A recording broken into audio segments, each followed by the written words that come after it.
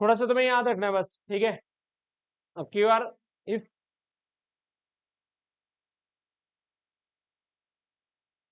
सबसे पहले बात कर लेते हैं 1909 के अधिनियम की। सबसे पॉपुलर अधिनियम में से एक है ना। सबसे पहले अधिनियम का नाम है कौन सा? 1909 का मार्ले मिंटो एक्ट। देखो ये बात याद रखनी है आपको, जो मार्ले मिंटो एक्ट है किसकी बात हो रही है पहले? मार्ले मिंटो एक्ट की। बस आपको याद रखते रखना है जो जो बोल रहा हूं मैं आपको। देखो जितनी भी चीजें बताई जाएंगी ना बेसिकली, वो आप ये याद रखना है कि ये मार्ले मिंटो एक्ट है, ये मार्ले मिंटो सुधार अधिनियम, ये पहला। देखो क्यों पॉपुलर हुआ है ये मार्ले मिंटो के नाम से?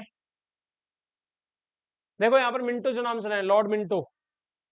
मिंटो भारत का वायसरॉय है, कौन है? और जो मार्ले है वो भारतीय सचिव है, यानी कि इंडियन सेक्रेटरी है वो। यहां पर आप देख सकते हो कि लॉर्ड मार्ले इंग्लैंड में क्या था? भारत का सचिव था, जबकि मिंटो क्या था? वायसरॉय था। इन दोनों ने ये तय किया कि हम कुछ रिफॉर्म्स करेंगे, सुधार करेंगे, और सुधारों में सबसे बड़ा सुधार 1909 का अधिनियम था। इस 1909 के अधिनियम में इन्होंने तय कर लिया कि भाई हम कुछ तो बदलाव चाहते हैं इंडियन रूल में। सबसे पहला जो चेंज हुआ, यहाँ पर ध्यान से सुनते हुए चलना, जो जो पॉइंट मैं बताऊंगा सारे तुम्हें याद रखने, नॉट ओनली सिंगल पॉइंट, सारे पॉइंट याद रखने। और फिर मैं इसको समराइज कराऊंगा लास्ट में कि वो क्विकली हमें कैसे याद हो, जैसे कल वाले बताए थे ना दो, तो वो याद हो गए थे। सबसे पहले ध्यान से सुनो, केंद्रीय और प्रांतीय विधान परिषदों के आकार में काफी वृद्धि हुई। इसको मैं तुम्हें अलग से समझाता हूं। देखो केंद्रीय, क्या बोल सकते हैं हम इसे? केंद्रीय, ठीक है। ये आप देख लो इधर, केंद्रीय और प्रांतीय विधान परिषद। यहां पर ये याद रखना, ये वर्तमान की पार्लियामेंट की तरह काम करेगी, ठीक है। केंद्रीय बोलने का मतलब ही क्या होता है इधर, कि सेंटर की दो हाउसेस बन जाएंगे, ठीक है।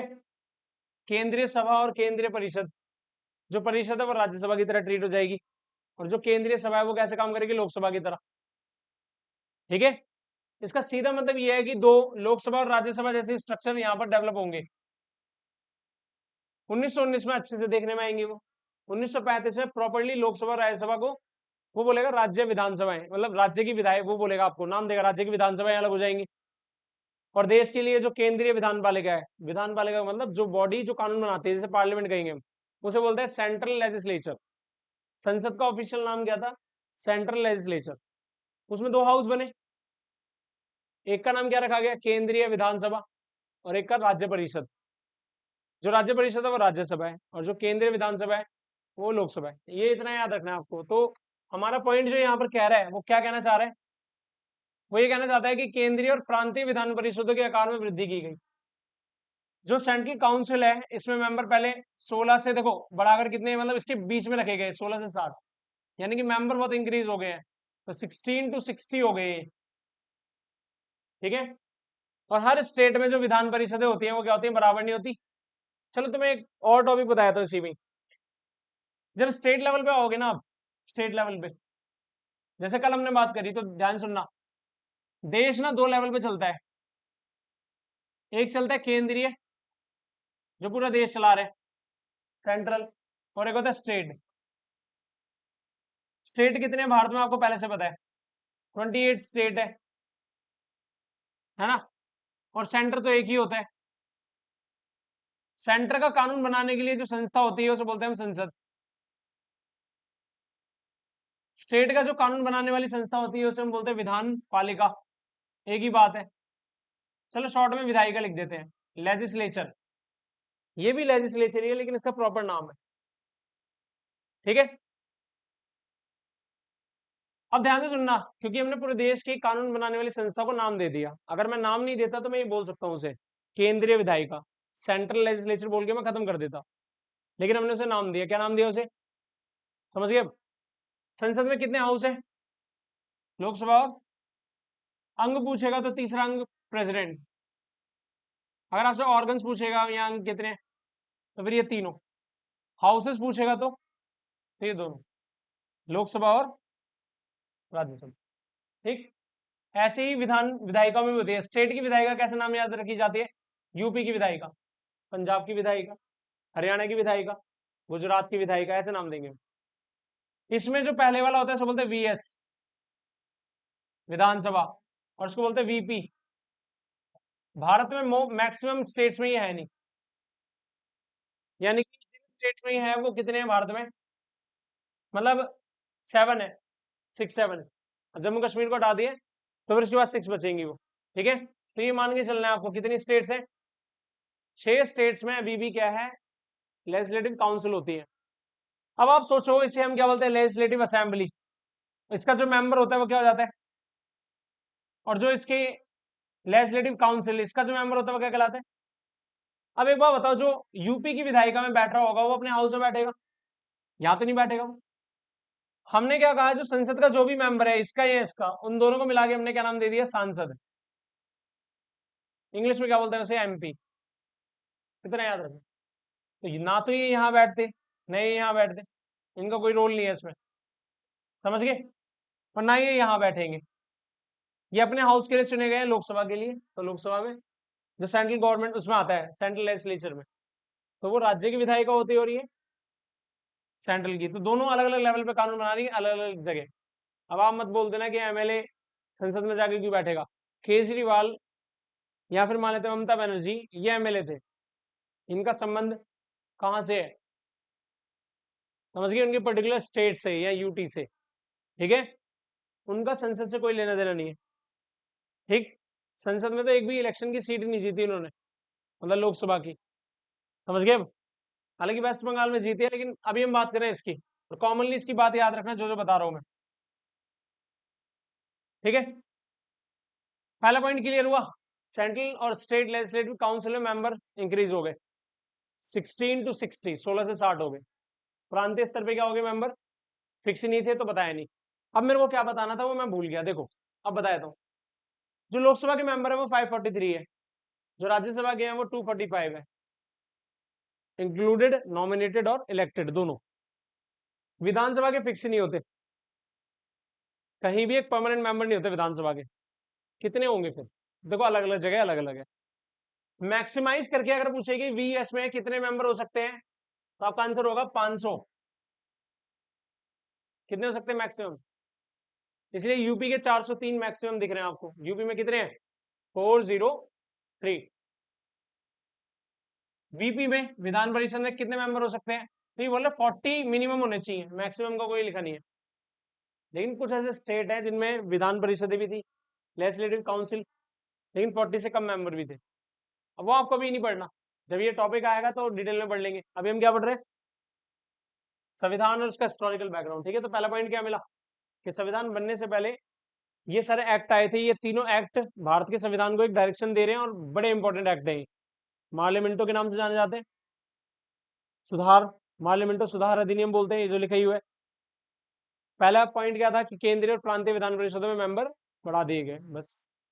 अगला देखो, केंद्रीय परिषदों में सरकारी बहुमत को बनाए रखने के लिए प्रांतीय परिषदों में गैर सरकारी सदस्य को अनुमति दे दी गई। इसमें वोटिंग होगी, नॉन गवर्नमेंट मेंबर भी क्या कर सकते हैं, हम वोट कर सकते हैं, मेजोरिटी दे सकते हैं। ये सब मैं बता रहा हूं, इसको याद रखना है बस आपको। देखो दोनों स्तर, अब दोनों स्तर बोल दिया तो दो लेवल कौन से हैं, सेंट्रल और स्टेट। इसकी जो लेजिस्लेटिव काउंसिल होंगी, स्टेट लेवल की काउंसिल को तो यही बोलते हैं विधान परिषद। इसको हमने अभी क्या लिखवाया था, मैंने वीएस क्या लिखाया था, वीपी, वीएस वीपी, विधानसभा वीपी, और ये क्या है वीपी, विधान परिषद। ये देश के मामले में राज्यसभा एक तरीके से, यहाँ पर नाम नहीं था, ये आजादी से पहले की कहानी है, तो नाम ही नहीं है तो बोलेंगे क्या फिर हम इसे। भाई किसी का नाम, बच्चे का जन्म नहीं हुआ तो नाम थोड़ी दे सकते हो उससे पहले, संसद बनी नहीं तो नाम कैसे दे देंगे राज्यसभा। राज्यसभा से पहले उसका नाम क्या हुआ करता था, केंद्रीय विधान परिषद, राज्य विधान परिषद। केंद्र का मतलब एक देश के लिए, राज्य का मतलब राज्य के लिए। जो केंद्रीय विधान परिषद है वर्तमान में वो क्या है, राज्यसभा, ठीक है। अब देखो यहाँ पर क्या बोला गया, इसकी पावर बढ़ाई गई, और इसको अनुपूरक प्रश्न पूछना, बजट पर अपना विचार रखना, ये पावर मिल गई। पहली बार बजट पे सवाल कर सकती है वो दूसरा हाउस। आज भी राज्यसभा को बजट पे विचार विमर्श करने का अधिकार है, पर लोकसभा माने या ना माने ये उसकी मर्जी है। सुझाव दे सकती है राज्यसभा, लेकिन लोकसभा मानने के लिए बाध्यकारी नहीं है, ठीक है। मनी बिल और बाकी सारे मामले में भी ये बात लागू होती है। समझ में आ रही है बात, अब आपको याद रखना है। अब यहाँ पर देखो, अभी तक हमने 3 पॉइंट जाने। पहला, मेंबर्स बढ़ गए काउंसिल्स में। दूसरा, काउंसिल्स को अथॉरिटी मिल गई है बजट पे सवाल पूछने का। अनुपूरक प्रश्न होता है, कॉम्प्लीमेंट्री क्वेश्चंस होते हैं। देखो ध्यान सुनना, एक सवाल पूछा मैंने, सवाल का जवाब एक और क्वेश्चन पूछ लिया मैंने, ठीक है, कॉम्प्लीमेंट्री पूरक प्रश्न है वो, यानी कि किसी सवाल का जवाब देने के लिए जो क्वेश्चन किया जाता है वो भी है। जैसे मान लेते हैं किसी ने पूछा है कि कोई भी एक एग्जांपल मान लेते हैं कि ये पेन काला क्यों है, तो काले का जवाब तो दे दिया। फिर किसी ने पूछा उसी में ऐड करके कब खरीदा था आपने, तो ये इसका दूसरा क्वेश्चन है। ये एग्जाम्पल दे रहा हूँ सिर्फ मैं। सवाल पर जब हम सवाल करते हैं तो कॉम्प्लीमेंट्री क्वेश्चन होते हैं, और कॉम्प्लीमेंट्री क्वेश्चन ज्यादा नहीं पूछ सकते संसद में, उसके नियम होते हैं। मैंने कहा ना अभी हम बेसिक पढ़ रहे हैं, फिर उसके बाद जब हम आएंगे पार्लियामेंट वगैरह तब आएगा ये। इस एक्ट के अंतर्गत पहली बार देखो क्या बोला गया, भारतीय वायसरॉय या भारतीयों को वायसरॉय और गवर्नर जनरल की एग्जीक्यूटिव काउंसिल में मेंबर बनाने का मौका मिलेगा, ठीक है। और सबसे पहले आने वाले व्यक्ति का नाम याद रख लेना बस। सबसे पहला व्यक्ति जो वायसरॉय की एग्जीक्यूटिव काउंसिल में मेंबर अपॉइंट हुआ, सत्येंद्र प्रसाद सिन्हा, ठीक है। कौन से मेंबर बने, विधि सदस्य है, लॉ कानून, ठीक है। तो कानून के सदस्य कौन बने, सिंपल है। अब देखो, वेरी वेरी इंपॉर्टेंट है, सबसे सबसे ज्यादा खास यही है, इससे ज्यादा खास कुछ नहीं है, ये है सबसे ज्यादा खास। ये आ गया, क्या बोला गया ये, और यहां पर देखो ये रहा, ये पूरी लाइन ही आपको याद रखनी है पूरे इस पॉइंट में। इसके बारे में क्वेश्चन इतने सारे पूछे गए हैं कि आप बस मान लो कि ये आपके लिए बहुत ज्यादा खास है। कम्युनल इलेक्शन, सेपरेट इलेक्शन कराना, पृथक निर्वाचिका कराना, पहली बार मुस्लिम लीग के लिए लागू हुई बात। कौन से एक्ट में लागू हुई, यानी कि मिंटो को कम्युनल चीजों को शुरू करने वाला माना जाता है। सांप्रदायिक निर्वाचन की शुरुआत करने वाला व्यक्ति है लॉर्ड मिंटो, यानी कि ये कम्युनिटीज को बांटेगा। डिवाइड एंड रूल का पहला पैटर्न है ये, पहले भी चल रहे थे लेकिन ये इस बात को प्रूव कर देगा कि अब देश में अलग अलग कम्युनिटीज अलग हो जाएंगी। और डिवाइड एंड रूल का खेल भी देखो, एट दी एंड आपको पता नहीं चला कि 2 देश बने। और वर्तमान में आप देख रहे हो जो पाकिस्तान बांग्लादेश है वो कहीं ना कहीं भारत के पहले हिस्से थे। ये समझ में आ गई बात आपको।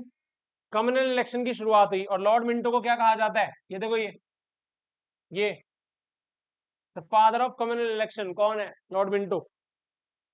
Presidency corporation chambers of commerce universities जमींदारों के लिए अलग प्रतिनिधित्व का प्रावधान किया गया। या आपको मैंने पहले बता तो रखा है, विश्वविद्यालय अधिनियम भी लाया गया था 1904 में। जब मैंने आपको वाइसरॉयज पढ़ाए थे तब बताया था मैंने।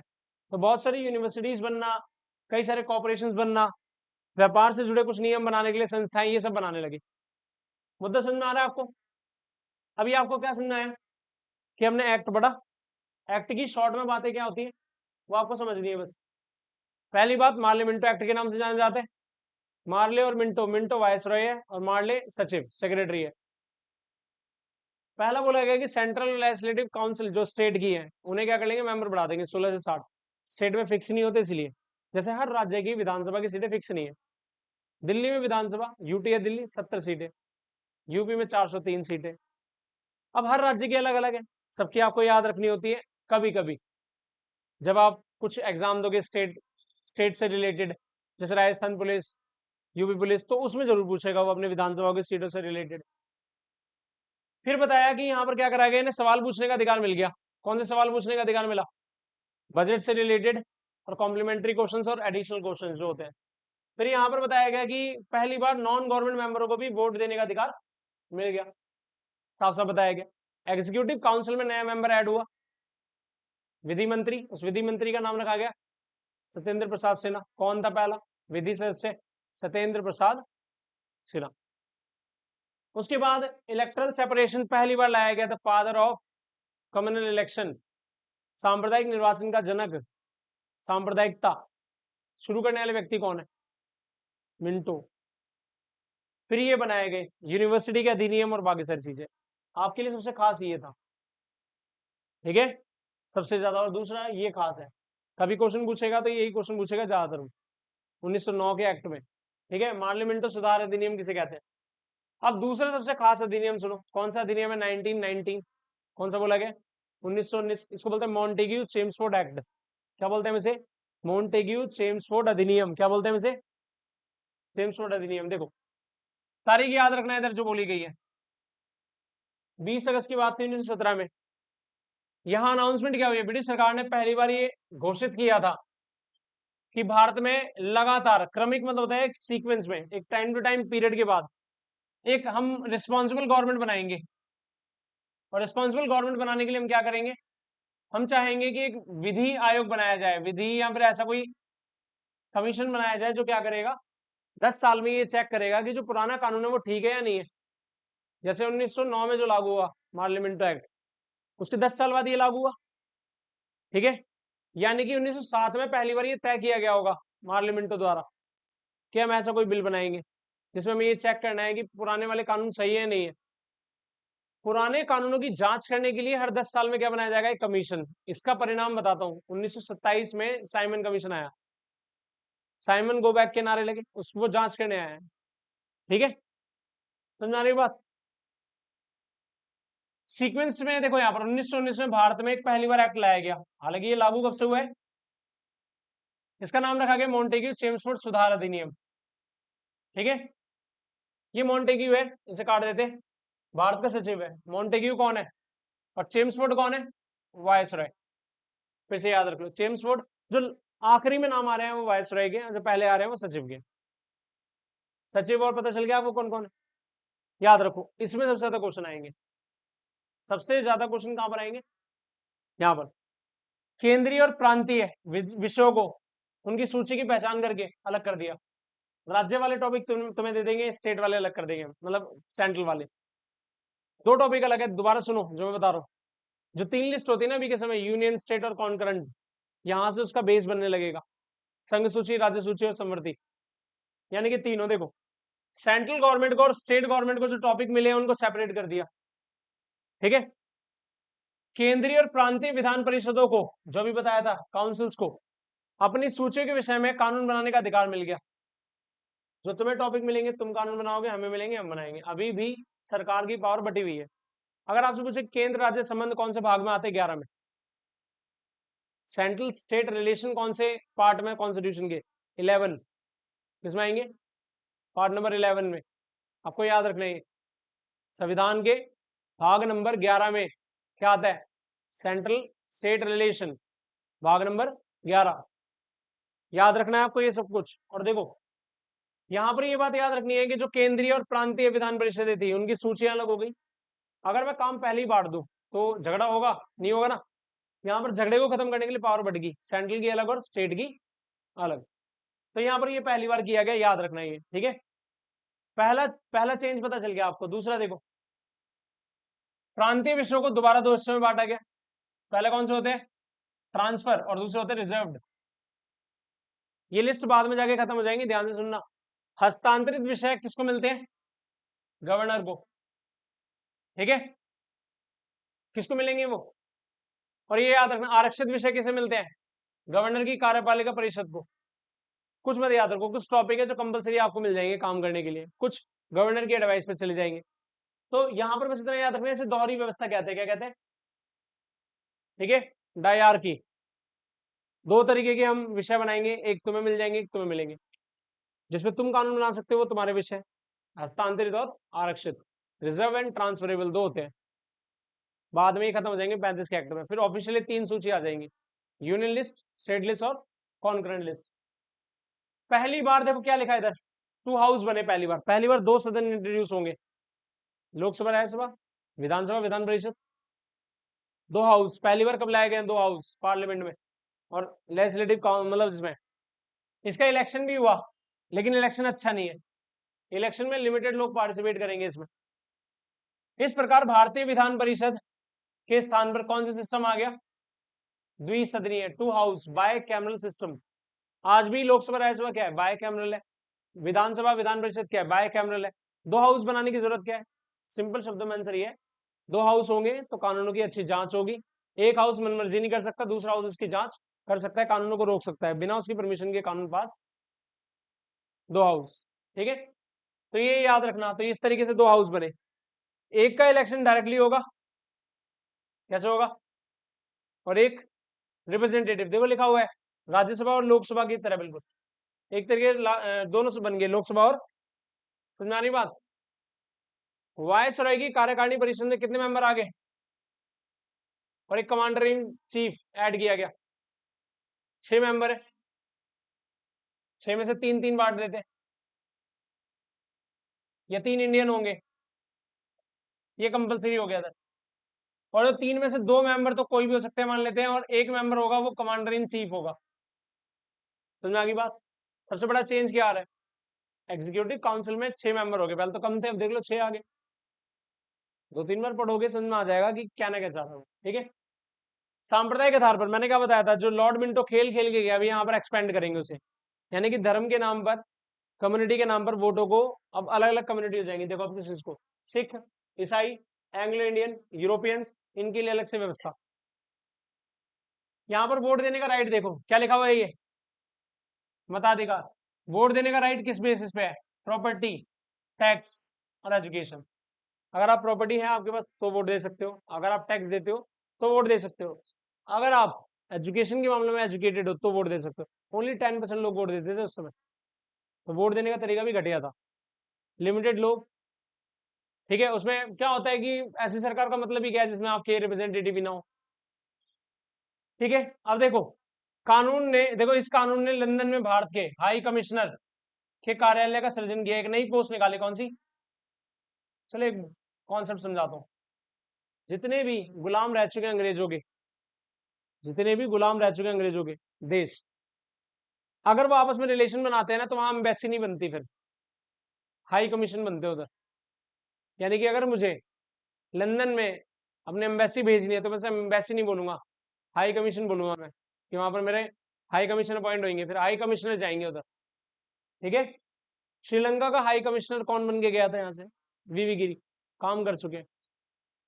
ठीक है, तो जो भी गुलाम देश रह चुके हैं ब्रिटेन वालों के, वहां पर हाई कमीशन अपॉइंट होता है। समझ आ रही बात? एक नई पोस्ट निकली, कौन से? हाई कमीशन, क्योंकि ये नियम है भाई, संस्था का नाम मेरी मर्जी में दे रहा हूँ, ब्रिटेन वाले देते थे, हमने उनसे सीखा है तो उसे हाई कमीशन बोलते हैं, बाकी बाकी देशों ने एम्बेसीज कहा उसे। समझ गए? तो हाई कमिश्नर अगर कोई अपॉइंट हो रहा है इसका मतलब वो क्या है? वो एम्बेसी में अपॉइंट होने वाला एम्बेसडर है, वो आईएफएस वाली सर्विस है उसकी। ठीक है, समझ में आ गई बात? देखो इधर लिखा हुआ हाई कमीशन को अपॉइंट किया गया, अब तक भारतीय सचिव द्वारा की जा रहे कार्यों पर हाई कमीशन को ट्रांसफर हो गया। सेक्रेटरी का है, वो कौन करेगा काम? High commission. एक लोक सेवा आयोग पहली बार पीसीएस टाइप का बना, याद है आपको पीसीएस पहले कब बना? पीसीएस कब बना? पीसीएस जैसी संस्थाएं कब बनी है? डलहौजी के टाइम पे, लोक सेवा आयोग। और यहाँ पर पहली बार लोक सेवा आयोग कब बना है बताओ? 1919 के एक्ट में, और ऑफिशियली याद रखना 1926 में सिविल सर्विसेज आयोग बना है, और ये तो अभी तक चला आ रही है। ठीक है, इसी को हम आज के समय में सेंट्रल सिविल सर्विसेज कमीशन बोलते हैं। ये इस समय सबसे पहले बना है, यूपीएससी की देन यहीं से है। कहां से है? और औपचारिक नाम इसको मिल जाएगा कहां पर आगे? 35 के एक्ट में। जो ये बात है ना, इन्हीं को एक्सप्लेन करते जाओ, काउंसिल्स बढ़ती जाएंगी बढ़ती जाएंगी, सांप्रदायिक निर्वाचन बढ़ते जाएंगे, कम्युनल इलेक्शन बढ़ते जाएंगे। उसके अलावा फिर बताया कि लोकसभा और बड़ी बनने लगेगी, पावर्स बढ़ने लगेगी, 3 सूचियां आ जाएंगी वही सेम। समझ में आ रही बात? पहली बार बजट, सेंट्रल बजट अलग हो गया स्टेट बजट से। अभी भी 2 बजट पेश होते हैं, हर राज्य अपना बजट पेश करता है और देश का बजट अलग पेश होता है। समझ में आ गई बात? समझ में आ रही बात? साइमन कमीशन में अलग से पढ़ लेना है, वो बताया था 10 साल में बनता है, ये मेरे को बताना नहीं। सांप्रदायिक निर्वाचन बताया था रेमजे मैकडोनाल्ड, नाम याद रख लेना, क्या नाम है ये? रेमजे मैकडोनाल्ड ने पहली बार इस बात को औपचारिक कर दिया कि भाई देखो अब हम हर कम्युनिटी का इलेक्शन अलग से करा देंगे। ठीक है, रेमजे मैकडोनाल्ड की वजह से क्या हुआ कि महात्मा गांधी और बी आर अम्बेडकर के बीच में एक पूना पैक्ट जैसी कंडीशन बनी। बाद में सांप्रदायिक निर्वाचन शुरू नहीं होता तो ये कंडीशन आती नहीं। बी आर अम्बेडकर और महात्मा गांधी के बीच झगड़ा किस बात को लेकर हुआ? बी आर अम्बेडकर का मानना था कि जो कम्युनिटी है उसका चुनाव की व्यवस्था अलग होनी चाहिए। ठीक है, बट ऐसा हुआ नहीं। फिर बाद में क्या हुआ कि उनके बीच पूर्ण समझौता हुआ, यरवदा जेल, याद रखना। ये भी नहीं बताना, सबसे बड़ी खास बात क्या है? 35 का एक्ट, याद रखना। देखो कितनी धाराएं हैं इसमें और अनुसूचियां कितनी है, यानी कि हमारा संविधान है। सच बताऊं तो हमारा संविधान है 75% यहीं से है, 75% संविधान हमने यहाँ से क्या किया? कॉपी। क्या किया? कॉपी। दोबारा सुनो सबसे पहली बात इसमें, और ध्यान से सुनना है तुम्हें, क्या करना है, मैं जो जो पॉइंट हाईलाइट करते जाऊंगा वही आपको समझते हुए चलना है कि बस यही याद रखना है। अखिल भारतीय संघ बना पहली बार, ऑल इंडिया यूनियन, जो आज का इंडिया है, 28 राज्य है, 8 केंद्र शासित, वो यहाँ बन गया, पहली बार बन गया। क्या बन गया, समझ गए? पहली बार ऑल इंडिया यूनियन बनाया गया, एक इंडिया पूरा कंप्लीट, जो 28 राज्य 8 केंद्रों को मिला के अब बनता है ना, उस समय ये बनाया गया। दोबारा देखो, राजा, राज्य सब शामिल है, राजा मतलब रियासत है, ठीक है। ध्यान से सुनना है, इसके बीच में 3 सूचियां इंट्रोड्यूस हुई इस समय, पहली बार क्या लाई गई, संघ सूची में उससे उस समय कितने विषय थे, 59, राज्य में 54 और संवर्ती में 36, 59 54 36, 59 54 और 36। आजादी के बाद ये जो 59 टॉपिक है यूनियन लिस्ट में, यूनियन स्टेट और कॉन्करेंट ऐसे लिख देते हैं यूएससी, ठीक है।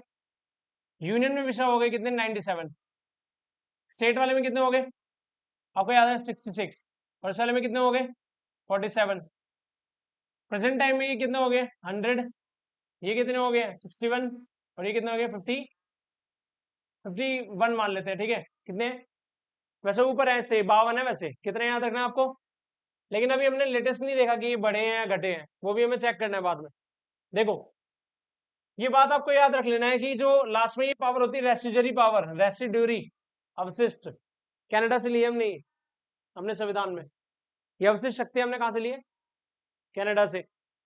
और ये याद रख लें, ये भी लाई गई पहली बार, और उसकी पावर हमेशा राष्ट्रपति के पास होती है, सेंट्रल गवर्नमेंट के पास होती है, वायसरॉय को इस समय, ठीक है। अब सारे पॉइंट याद रखना, अखिल भारतीय संघ 3 सूची, ये बोल दोगे आप। यहां पर देखो द्वैध शासन क्या हो गया, समाप्त, डायआर्की गवर्नमेंट खत्म होगी, ठीक है। पहली बार कौन सी गवर्नमेंट खत्म हुई, डायआर्की। और यहां पर याद रखना 2 विषय, ये जो विषय चल रहे थे ना कि स्थानांतरित और आरक्षित, ये सब खत्म, 3 सूची आ गई अब सीधे। और 11 स्टेट थे उस समय, कितने स्टेट थे, उसमें से 6 स्टेट में कौन से हाउस थे, कितने हाउस थे, 2 हाउस थे, मद्रास बिहार ये सब यूपी ये सब बता रहे हैं, इसमें विधानसभा विधान परिषद दोनों थे, ठीक है। हालांकि इन पर कई प्रकार के प्रतिबंध भी थे उस समय, ठीक है। यहां पर देखो पहली बार क्या बोला गया, फिर से देखो क्या लिखा है, कम्युनल इलेक्शन किसके लिए हो गया इस बार चालू, दलित के लिए, महिलाओं के लिए, मजदूर के लिए। वहां सिख था, ईसाई था, यहाँ और बढ़ गया। इसमें सबसे बड़ी बात क्या है देखो, जो तुम्हें याद रखनी है, किसको खत्म कर दिया, भारतीय परिषद को, और उसका जो मेंबर था सचिव, वो सब भी गायब। अब वोट देने का जो राइट है वो बढ़ गया, 10% तक वोट देने का अधिकार मिल गया लोगों को, बताया था मैंने पहले। इसके अलावा पहली बार आरबीआई जैसी चीजें बनी इधर, आरबीआई, ठीक है। इसके अलावा यूपीएससी बना पहली बार, क्या बना, और पहली बार जो आज का सुप्रीम कोर्ट है वो भी हमें संघीय न्यायालय यहां से मिलता है 35 के एक्ट से, समझ रही बात। ये आपको याद रखना था जो जो बताना है, दोबारा बोलूंगा मैं, रिपीट करता हूँ, और शांति से सुनना, फिर टॉपिक खत्म हमारा आज का, ठीक है। जो याद रखना है, ऑल इंडिया यूनियन बनी, 3 लिस्ट आ गई, 3 लिस्ट आ गई, सुप्रीम कोर्ट बना, यूपीएससी बना, आरबीआई बना, डायआर्की गवर्नमेंट खत्म होगी, भारतीय सचिव का पद भी अब मान लो खत्म ही है, कुछ नहीं है काम उसका, काउंसिल भी खत्म हो गई है, यही याद रखनी है। पहली बार सुप्रीम कोर्ट कब बना, जो आज का है, 35 37 से लागू है, ठीक है। आरबीआई कब बना, 35 से लागू है वो। ऑल इंडिया यूनियन सारे कितने प्रांत थे, 11 प्रांत थे, 11 स्टेट थे, समझ गए, कब से लागू है, 35 के एक्ट से। 3 सूची कब से आई है, 35 के एक्ट से। लोकसभा राज्यसभा जैसी चीजें कब से आई है, 35 के एक्ट से। 321 धारे हैं, 10 अनुसूची है, इतना बड़ा एक्ट है ये, बड़ा इंपॉर्टेंट एक्ट है, कौन सा, 1935 का एक्ट, समझ आ गई बात। तो ये तुम्हें याद रखना है जो बताया गया अभी तक, ठीक है, ये टॉपिक है, ठीक है।